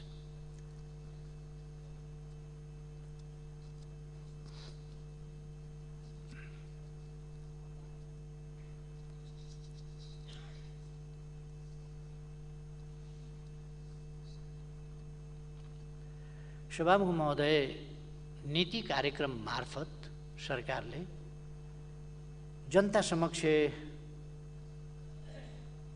आफ्नो राष्ट्रिय सङ्कल्प राख्छ।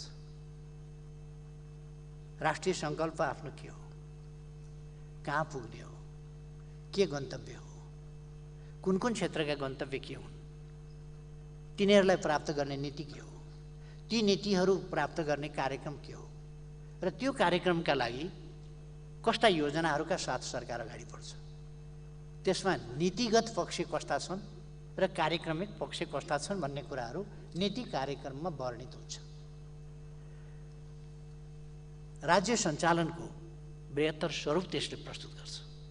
कसरी राज्य सरकार सञ्चालन कसरी गर्छ, राजनीति कसरी सञ्चालन गर्छ, भ्रष्टाचार नियन्त्रण कसरी गर्छ, समाजमा रहेका असङ्गत विसङ्गत र न्यूनताहरूलाई कसरी समाधान दिन्छ, यस्ता कुराहरू नीति कार्यक्रममा स्पष्ट ढङ्गले, योजनाबद्ध ढङ्गले र सुविचारी ढङ्गले प्रस्तुत गरिएका हुन्छ। सरकार के हो भन्ने सरकारको चरित्र त्यसमा प्रतिबिम्बित गर्छ, आफ्ना गन्तव्यहरू देखाउँछ। आफ्नो राजनीति, अर्थनीति, विदेश मामिला सञ्चालन सम्बन्धी नीति, विकास निर्माण सम्बन्धी नीति, सुशासन सम्बन्धी नीति, सामाजिक न्याय समानता सम्बन्धी नीति, लोक कल्याण सम्बन्धी नीति, जनतालाई पुर्याउने सेवा सुविधा सम्बन्धी नीति र सामाजिक परिवर्तन र रूपान्तरण कहाँनेरि पुगेको छ, अब कहाँ पुर्याउँछ भन्ने कुराहरू नीति कार्यक्रमले ती कुराहरू वेस्टेज गर्छ। त्यसरी वार्षिक नीति कार्यक्रम घोषणा गरिएको हुन्छ। अर्थतन्त्रका विभिन्न आयामहरूमा उत्पादकत्वको वृद्धि, भौतिक पूर्वाधारको निर्माण कसरी गर्ने, सामाजिक पूर्वाधारको निर्माण कसरी गर्ने, तिनीहरूको सुधार, बचत, राष्ट्रिय पुँजी निर्माण कसरी गर्ने, आत्मनिर्भरतातर्फ कसरी लाने, वैदेशिक परनिर्भरता कसरी घटाउने, व्यापार सन्तुलन कसरी कायम गर्ने जस्ता विषयहरू तय गरेको हुन्छ। शिक्षा, स्वास्थ्य, खानेपानी, सरसफाइ क्षेत्रमा जनताको पहुँच र जनतालाई सेवा कसरी उपलब्ध गराउने, सेवाको गुणस्तर र सुधार लगायतका विषयहरू नीति कार्यक्रममा समातिएका हुन्छन्। सेवा प्रवाह, भ्रष्टाचार नियन्त्रण, सुशासनका क्षेत्रमा पर्याप्त गर्न सकिने र गर्न खोजिएका के कस्ता कुराहरू छन्, उपलब्धिहरू के भएका छन् र कस्ता योजनाहरू छन् अब भन्ने कुरा प्रस्तावित गरिएको हुन्छ। त्यहाँ राष्ट्रिय दृष्टिकोण, नेसनल भिजन त्यसमा प्रस्तुत गरिएको हुन्छ। सर्वाधिक महत्त्वका राष्ट्रिय कार्यसूचीहरूको आधारभूत संरचनामा रहेर क्षेत्रगत उद्देश्य र लक्ष्यहरूको स्पष्ट खाका तयार गरेर त्यसको अनुशासनमा वार्षिक नीति र कार्यक्रम तर्जुमा गर्ने र त्यसको कार्यान्वयनलाई प्राथमिकता निर्धारण गरेर अनि त्यसपछि बजेट विनियोजन गर्ने काम भएको हुन्छ। सभामुख महोदय, यस नीति कार्यक्रमलाई यस पाटोबाट, यस दृष्टिकोणबाट हेर्दा कठै भन्न सकिन्छ, कठै भनेर।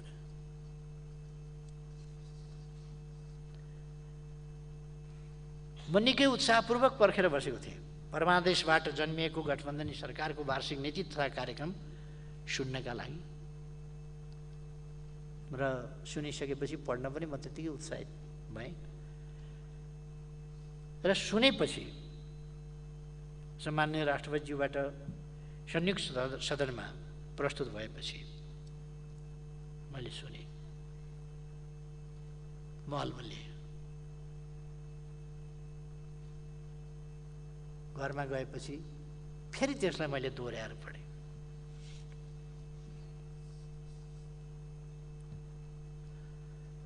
हाम्रा पूर्व पश्चिम राजमार्गहरू, रणनीतिक राजमार्गहरू, उत्तर दक्षिणका करिडोर राजमार्गहरूलाई 4 लेनमा विस्तार गर्ने, आधुनिक डिजाइनका सुरुङ मार्गहरू निर्माण गर्ने, सबै स्थानीय तहका सदरमुकाम र वडा केन्द्रसम्म पक्की सडक निर्माण गर्ने नीति तथा कार्यक्रम एमालेको सरकारले अघि सार्दा असम्भव, दिवा स्वप्न र उल्टो विकासका नीति बनिएको थियो हिजो।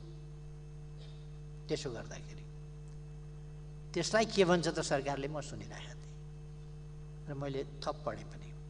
पूर्व पश्चिम विद्युतीय रेलमार्ग, उत्तर दक्षिण रेलमार्ग, छिमेकी मित्र राष्ट्र भारत र चीनसँग सामुद्रिक बन्दरगाह प्रयोग गरी समुद्रमा राष्ट्रिय ध्वजाबाहेक पानी जहाज सञ्चालन गर्ने, अन्तरिक्षमा आफ्नो सेटेलाइट स्थापना गर्ने, आफ्नै सेक्युरिटी प्रिन्टिङ प्रेस स्थापना गर्ने नीति तथा कार्यक्रम घोषणा गर्दा त अब यो एमाले सरकारले देशलाई सिद्ध्याउने भयो भनेर फर्कमान भएको पनि सुनेको थिएँ मैले। के किन ल्याउँछ होला, नै आकाशबाट जुन तारै खसाउँछ होला यसपल्ट भन्ने लागेको थियो। प्रत्येक स्थानीय तहमा 5 देखि 15 शय्यासम्मको आधारभूत अस्पताल, जिल्ला अस्पतालहरूलाई 25 देखि 50 शय्यासम्मको अस्पताल र अञ्चल अस्पताललाई 200 शय्याको जनरल अस्पतालमा स्तरोन्नति गर्ने, केन्द्रीय अस्पतालहरूलाई 500 शय्याको विशेषज्ञ अस्पतालका रूपमा विकास गर्ने कार्यक्रम कार्यान्वयन गर्दा चर्को विरोध गरेको सुनेको थिएँ मैले। नेपाली काङ्ग्रेसले यी सबै कार्यक्रमहरू नेपाली काङ्ग्रेसको नीतिमा अनावश्यक, देवा स्वप्न, उल्टो विकास हुने भएकाले नेकपा एमाले सरकारले सुरु गरेका यी सम्पूर्ण नीति तथा कार्यक्रमहरू खारेज गरिएका छन् भन्ने घोषणा गर्ला भन्ने मैले सोचेको थिएँ। नयाँ ल्याउला भन्ने सोचेको थिएँ। यातायातका लागि डोको नाम्लो डोलीको व्यवस्था गरिनेछ भन्ला भन्ने सोचेको थिएँ। सामान ढुवानीका लागि भरियाहरूको प्रबन्ध, खच्चरहरूको प्रबन्ध व्यापक रूपमा हुनेछ भन्ने, आर्थिक स्रोत साधनले सम्भव भएमा सामान ढुवानीका लागि खच्चर व्यवसायलाई प्रवर्धन गरिनेछ भन्ने पक्कै आउला सोचेको थिएँ।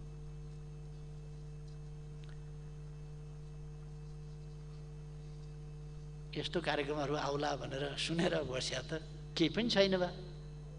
उही हिजोकै कुराहरू दोहोऱ्याएको छ, फेरि खुरु खुरु खुरु जेलले धारे हात लाएर शराब पिएको थियो, जुन कारणले सरकार नहटाइ नभएको थियो, तिनै कुराहरू फेरि खुरुखुरु ल्याएको छ।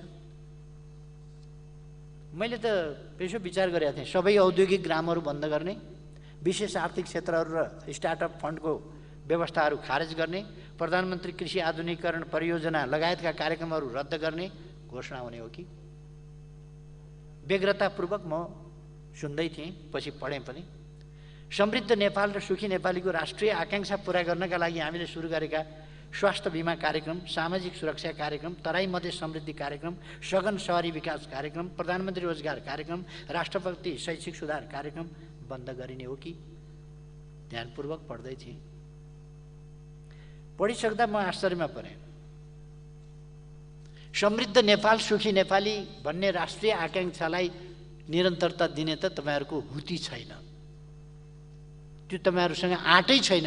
कहाँ समृद्ध नेपाल, कहाँ सुखी नेपाली, यस गठबन्धनले बनाउने कल्पनै गर्न नसक्ने कुरा हटाउनु भएछ, त्यो राम्रो भयो। किनभने तपाईँहरूको बुताकै कुरा होइन, त्यो नराखेको पनि ठिक छ, किन डाँट्नु? एउटा कुरा चाहिँ तपाईँहरूले नडाँटेकै जस्तो देखियो।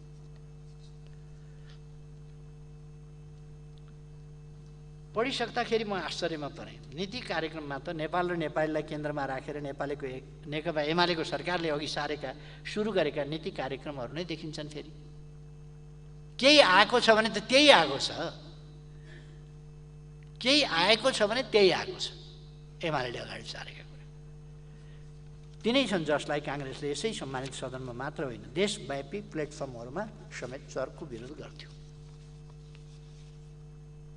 अब सूर्य जस्तै छर्लङ्ग भएको छ कि नेपाली काङ्ग्रेससँग नेपाल र नेपालीको विकास, समृद्धि, राष्ट्रिय स्वाभिमान र सम्मान अभिवृद्धि गर्नका लागि कुनै नीति छैन, कार्यक्रम छैन, भिजन छैन, योजना छैन, मार्गचित्र हुने कुरै भएन, गन्तव्य सन्तव्य केही छैन।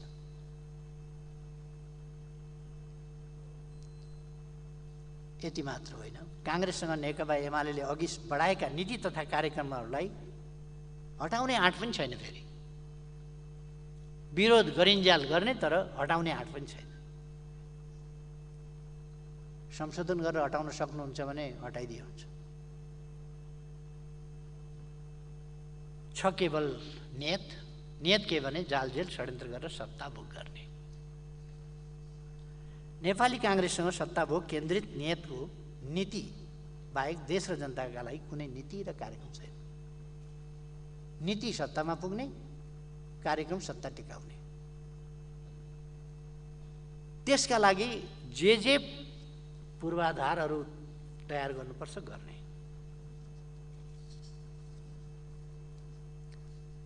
यस नीति कार्यक्रमले त्यही प्रमाणित गरेको छ।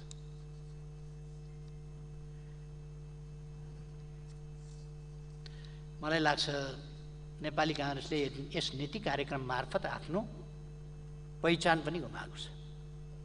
कम्तीमा पनि फजुल खर्च कटौती गरी अर्थतन्त्र बलियो बनाउन स्वास्थ्य बिमा कार्यक्रम, ज्येष्ठ नागरिक र एकल महिला लगायतलाई उपलब्ध गराउँदै आएको सामाजिक सुरक्षा भत्ता दिने कार्यक्रम र स्थानीय तहमा विकास निर्माणका लागि सोझै बजेट उपलब्ध गराउने व्यवस्था कनिका छर्ने कार्यक्रम भएकोले खारेज गरिएको छ भन्ने त हुनु पर्थ्यो।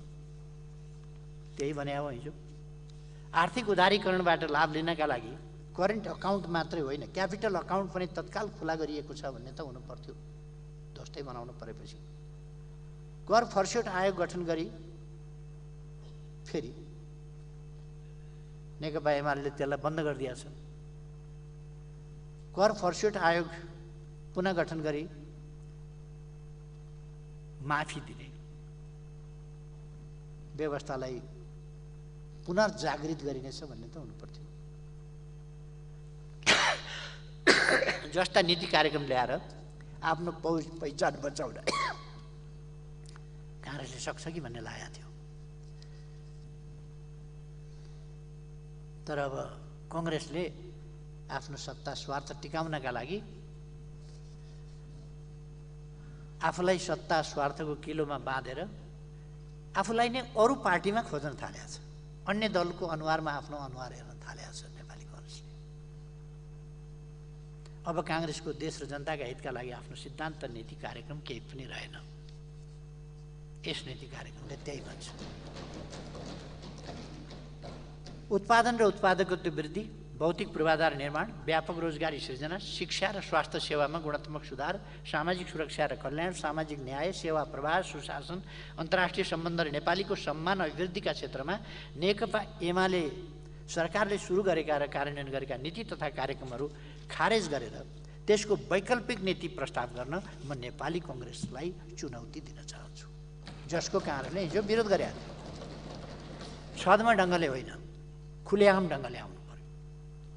सभामुख महोदय, अन्य राजनीतिक दलहरूका सिद्धान्त नीति कार्यक्रम एजेन्डाहरूको सुरुमा चरको विरोध गर्ने, प्रतिवाद गर्ने, अस्वीकार गर्ने, पछि केही समयको बिचमा मौका छोपेर तिनै सिद्धान्त नीति कार्यक्रम र एजेन्डाबाट लाभ लिने, आफू गलत गर्ने अनि आफ्ना गलत कार्यहरू उल्टै तिनै राजनीतिक दलहरूलाई लगाएर व्यापक कुप्रचार गर्ने, उचित अनुचित सहारा लिएर सत्ता भोगका लागि अनुकूल इकोसिस्टम तयार गर्ने नेपाली काङ्ग्रेसको खानदानी सिद्धान्त हो। रणनीति हो, कार्यनीति हो, कार्यक्रम हो। अर्काको एजेन्डालाई थाहा नपाए जस्तो गरेर उपयोग गर्ने विशिष्ट क्षमता काङ्ग्रेसमै छ। अर्काको गुणमा अन्डा पारेर चल्ला कोरल्न काङ्ग्रेस पोख्त छ। पटक पटक यो हाम्रो इतिहासको हार्ड रियालिटी हुन्छ नि, हार्ड रियालिटी हो। 2007 सालमा राजा राणाको बिचमा कतै सम्झौता गरेर राजालाई प्रजातन्त्रको पिता, राष्ट्रको पिता र राणालाई प्रधानमन्त्री मानेर मन्त्री पद खाने, जनताको छोराछोरी नै प्रधानमन्त्री हुनुपर्छ भनी माग गर्ने, नेपाल कम्युनिस्ट पार्टीमाथि प्रतिबन्ध लगाउने र नेता कार्यकर्तालाई गोली ठोक्ने, टाउको काट्ने अनि प्रजातन्त्रको हिमायती र सूत्रधार नेपाली काङ्ग्रेस नै हो भन्ने नीति नेपाली काङ्ग्रेसले भन्ने गरेकै हो।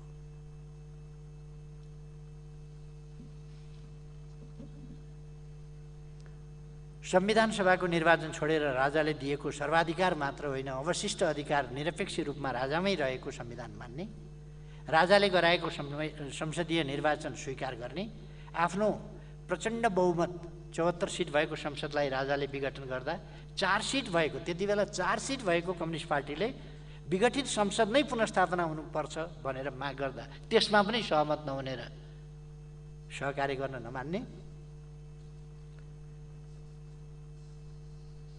र त्यसरी अस्वीकार गरेर निर्दलीय पञ्चायत र निरङ्कुश राजतन्त्रलाई मजबुत बनाउने, बरु उसैसँग घाँटी जोड्न जाने, काङ्ग्रेसले निरङ्कुश राजतन्त्र र निर्दलीय पञ्चायतको अन्त्यका लागि औपचारिक रूपमा कहिल्यै माग गरेन। यसका लागि नेपाल कम्युनिस्ट पार्टीले अघि सारेका कुनै पनि प्रस्तावहरू स्वीकार गरेन। बरु 36 सालको जनमत सङ्ग्रहपछि त नेपाली काङ्ग्रेसले विधिवत रूपमा निर्दलीय पञ्चायत र निरङ्कुश राजतन्त्रलाई स्वीकार गरेको सार्वजनिक घोषणा नै गर्यो, किनभने जनमत सङ्ग्रहको परिणामलाई सगर्व स्वीकार गर्ने, पञ्चायतको जितलाई स्वीकार गर्ने र जनताको अभिमत हो भनेर स्वीकार गर्ने काम नेपाली कङ्ग्रेसले गरेका थियो। खालि नेपाली कङ्ग्रेसका नेताहरूको यसो विगततर्फ एक फ्ल्यास दिएको मात्रै।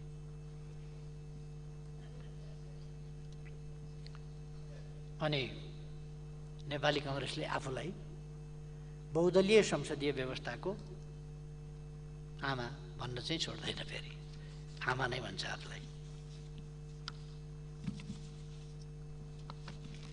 नेपाली कङ्ग्रेस र राजाको घाँटी जोडिएको छ भन्ने, संसद विघटन गरी राजामा सत्ता सुम्पिने, राजाबाट आफै असक्षम घोषित हुने, पुनः बक्सिएको पद हात थाप्ने, गोर्खाली राजाबाट न्याय पाए भन्ने अनि राजतन्त्र समाप्त पारी गणतन्त्र ल्याए भन्ने नीतिको प्रतिपादक यो धरतीमा नेपाली काङ्ग्रेस हो। जता फर्किए भने चितकी पट भन्दाखेरि चित पनि मेरा, पट पनि मेरा, अन्टी मेरा बापका भन्थ्यो अरे एउटाले हिन्दीमा। चित पर्यो भने मेरो, पट पनि मेरो, होइन कोल्टे परेछ नि भनेको त्यो त मेरो बाउको पर्यो। त्यसो भए नेपाली काङ्ग्रेसको नीति त्यस्तै हो।